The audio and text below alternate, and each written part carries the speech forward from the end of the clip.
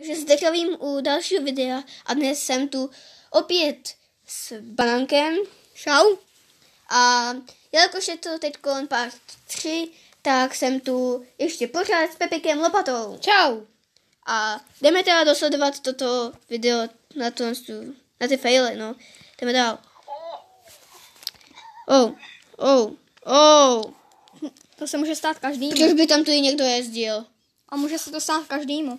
Jako může se to stát to každému, ale jako každý tam takhle jako nejezdí. Kdo by jezdil pod nebo odpadní rouřou. Přesně takovýhle rouři mají na odpad, když tam stavějí. To hodí do té rouře a ono se to někam úplně od toho teleportuje. To bylo něco jako tobogán. Bylo to něco jako tobogán, ale jako tobogán využíval něco, co tobogán není. Takže jo, je to degeš, no. Co si myslíš ty, Banánko?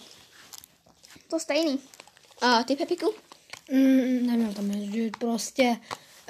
Takže něco jako já. No. Taky si pamatuju, jak jsme s Míšou jednou jeli prostě na stavbu a pak nás tam seřval nějaký dělník. S Michalem Silokem? Jo. Tak jo, a můžeme jít dál.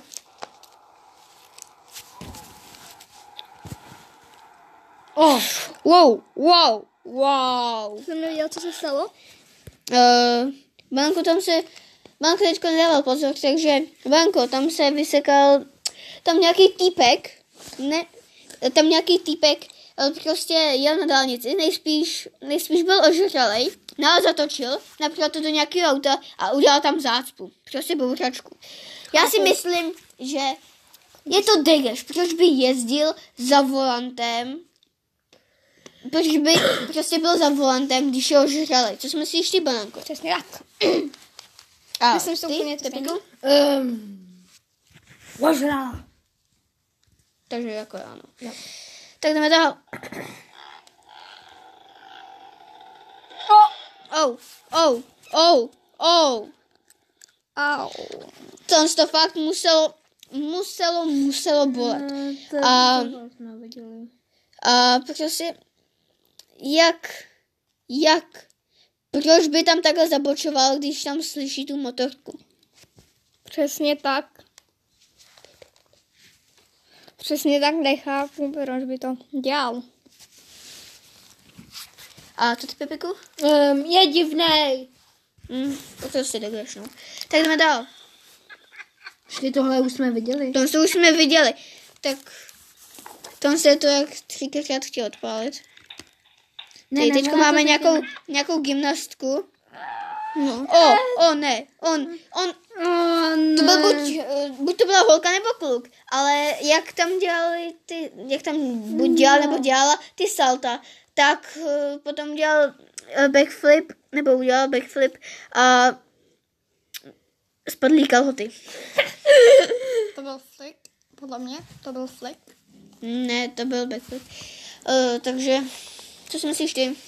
Může se to stát úplně každému. Fakt. Samozřejmě to. Ani nebylo nahraný, si myslím. No comment.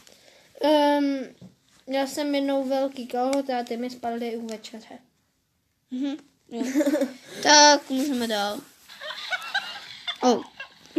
Proč by tam lezla? Může se to stát. Proč by tam lezl? No comment.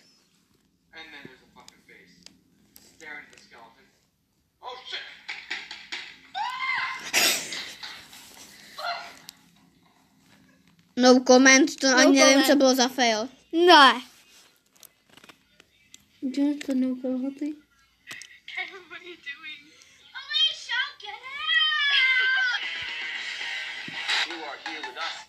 Počkat.